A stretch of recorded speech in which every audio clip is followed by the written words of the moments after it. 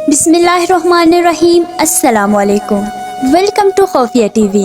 ناظرین، آج ہم آپ کو گلگت بلتستان میں ہونے والے سیلابی تباہی اور نقصانات کے بارے میں آگاہ کریں گے۔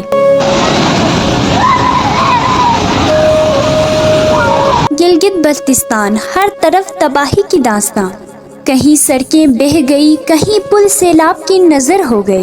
گلگت بلتستان کے لوگوں کو سیلاب کی وجہ سے کتنا نقصان ہوا، کتنے جانیں چلی گئی، کتنے اسکول اور ڈسپینسری تباہ ہو گئے اور کتنے درخت اور مواشیوں کا نقصان ہوا۔ گلگت بلتستان کے لوگ ابھی کس حالات سے گزر رہے ہیں، کتنے گھر، کتنے دکان اور کتنے بجلی گھر تباہ ہو گئے، ان سب کو جاننے کے لیے ویڈیو کو انت تک لازمی دیکھیے گا تاکہ آپ لوگوں کو بھی یہ معلوم ہو سکے قدرتی آفات کی وجہ سے گلگت بلتستان کے لوگ اس وقت کس طرح مشکل زندگی گزار رہے ہیں۔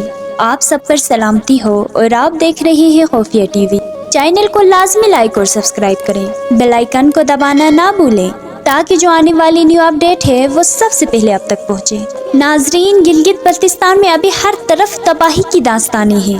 درجنوں گھر، مال مویشی اس سیلاب کی نظر ہو گئے۔ کہیں دیہات کا زمینی راستہ بھی منقطع ہے۔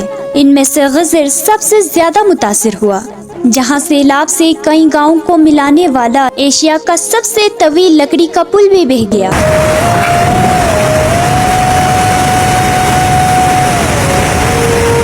سیلاب کی وجہ سے پل اور گاؤں کے راستے بھی تباہ ہو گئے۔ ضلع گانچھے میں 3 ضروری پل سیلاب کی شدت کی وجہ سے بہہ گئے، جس کے نتیجے میں کئی گاؤں دوسرے گاؤں سے کٹ گئے۔ ناظرین، اب ہم بات کریں ضلع گاچھے میں موجود گوما سلطرو کی۔ وہاں پہ ایک ندی کا پل تباہ ہو گیا جو پانی کی بلند سطح کی وجہ سے گر گئے۔ ضلع گاچھے میں گھروں اور رہائشی علاقوں کا بہت زیادہ نقصان ہوا۔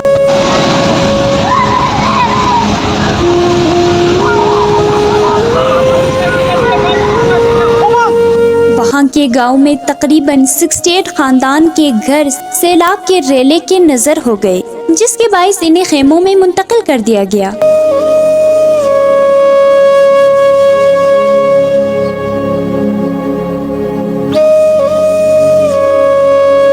اور کئی دیگر مکان نصف طور پر تباہ ہو گئے ہیں۔ ناظرین، گلگت بلتستان میں زراعت، اسکول اور ڈسپینسری کا بہت زیادہ نقصان ہوا، جن میں چوغڈرونگ کندوز میں سیلاب نے مساجد، اسکول، ڈسپینسری، سڑکیں، زراعت اور مواشیوں کو کافی حد تک نقصان پہنچایا۔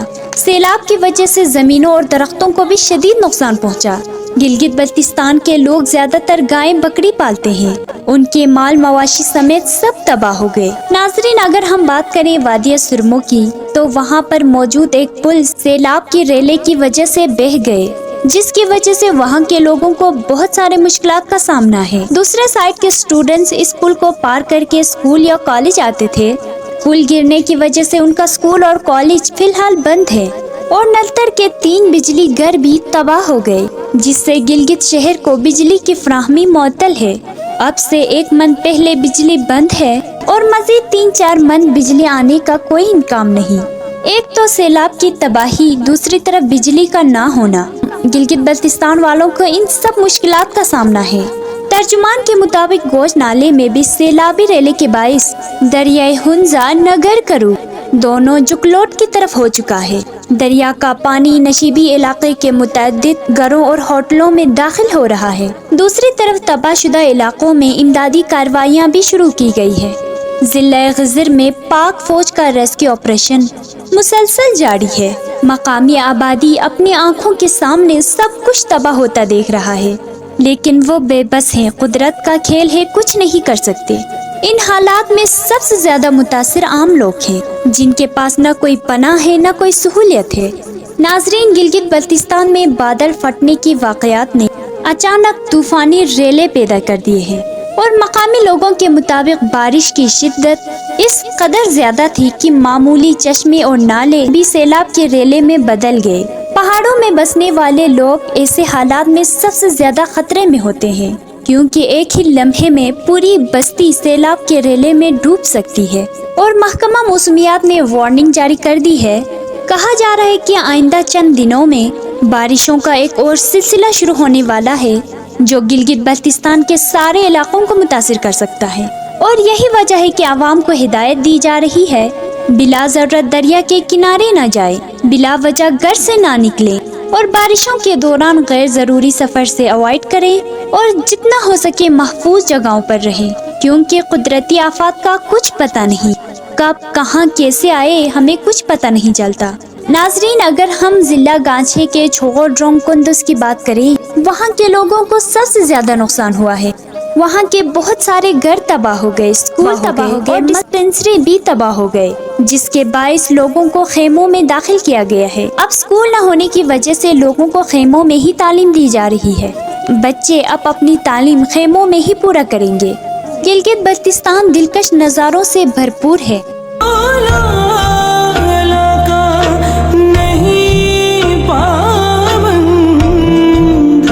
لیکن سیلاب کی تباہی نے اس خوبصورتی کو بری طرح متاثر کیا ہے۔ یہاں کے نظارے بہت دلکش نظر آتے ہیں۔ ناظرین، گلگت بلتستان کے دلکش نظاروں میں ایک نام وادی برا کا بھی ہے۔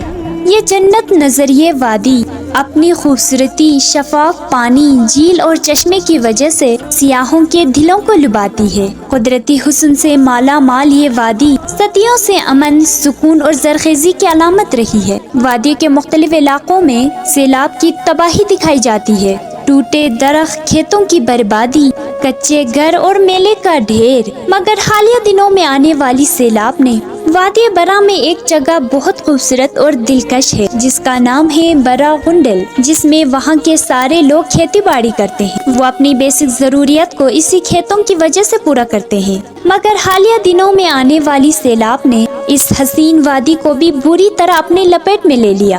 وہاں پر آنے والے طوفانی ریلے نے کھیتوں کو بہا دیا، گھروں کو نقصان پہنچا دیا اور مقامی آبادی کو شدید مشکلات میں ڈال دیا۔ وادی برا میں جو حفاظتی بند، جسے رگا کہا جاتا ہے، لگایا گیا تھا، وہ بھی اب ٹوٹنے کے قریب ہے۔ اگر بر وقت حکومت نے کوئی حفاظتی اقدامات نہ اٹھائے تو وادی برا کو ایک بڑے نقصان کا سامنا کرنا پڑے گا۔ کھیت، گھر اور درجنوں خاندان شدید خطرے میں ہیں۔ مقامی لوگ اپنی مدد آپ کے تحت مٹی کے گھر مضبوط کرنے کی کوشش کر رہے ہیں۔ عورتیں اور بچے شدید خوف زدہ ہیں۔ یہ صرف ایک وادی نہیں بلکہ ایک خواب جیسی جنت ہے، جس پر سیلاب کا سایہ ابھی بھی منڈلا رہا ہے۔ ضرورت اس امر کی ہے کہ حکومت فوری حفاظتی اقدامات اٹھائے تاکہ گلگت بلتستان اور برا جیسے حسین خطے کو ہمیشہ کے لیے برباد ہونے سے بچایا جا سکے۔ اور یہ سارے منظر اور واقعات ہمیں یہ سبق دے رہا ہے کہ اجتماعی احتیاط اور حکومتی تیاری، اس کی کمی کس طرح عوام کو نقصان پہنچاتی ہے۔ اگر ہم وقت پر ڈیم بنائیں، نکاسی آب کا نظام بہتر بنائیں اور قدرتی آفات سے نمٹنے کے لیے مضبوط منصوبہ بندی کریں تو بہت حد تک نقصان کو کم کیا جا سکتا ہے۔ لیکن بدقسمتی سے ہمارے یہاں اکثر حادثات کے بعد اقدامات کیے جاتے ہیں، اصل نقصان پہلے ہی ہو چکا ہوتا ہے۔ ایسے حالات میں سب سے بڑی ضرورت عوامی آگاہی اور یکجہتی کی ہے۔ ہمیں چاہیے کہ ہم نہ صرف متاثرہ علاقوں کے لوگوں کو اپنی دعاؤں میں یاد رکھیں بلکہ عملی مدد بھی کریں، چاہے وہ مالی تعاون ہو، خوراک کی فراہمی ہو یا پھر رضاکارانہ خدمت ہو۔ یہ سب اقدامات ان خاندان کے لیے کسی نئی امید کی کرن سے کم نہیں۔ قدرتی آفات ہمارے بس میں تھوڑی ہے، لیکن ان کا سامنا کرنے کے لیے اسٹریٹجک بنانا ضرور ہمارے ہاتھوں میں ہے۔ اگر آج ہم نے سیریس ہو کر کوئی اقدامات نہیں کیے تو کل مزید بڑے ڈیمیجز کے لیے ہمیں تیار ہونا ہوگا۔ تو اس وقت ضرورت یہ ہے کہ ہم اپنی آنکھیں کھولیں اور دیکھیں، کیونکہ قدرت ہمیں یہ بار بار میسج دے رہی ہے کہ احتیاط اور تیاری ہی اصل حفاظت ہے۔ آپ اس بارے میں کیا رائے رکھتے ہیں؟ نیچے کمنٹ سیکشن میں ضرور آگاہ کیجیے گا، اور اس ویڈیو کو جتنا ہو سکے لوگوں تک شیئر کیجیے گا تاکہ ان تک بھی یہ میسج پہنچے کہ قدرتی آفات کے لیے تیاری پہلے سے کرنی ضروری ہے۔ مجھے دیں اجازت، دیکھتے رہیے خفیہ ٹی وی۔ اللہ نگہبان۔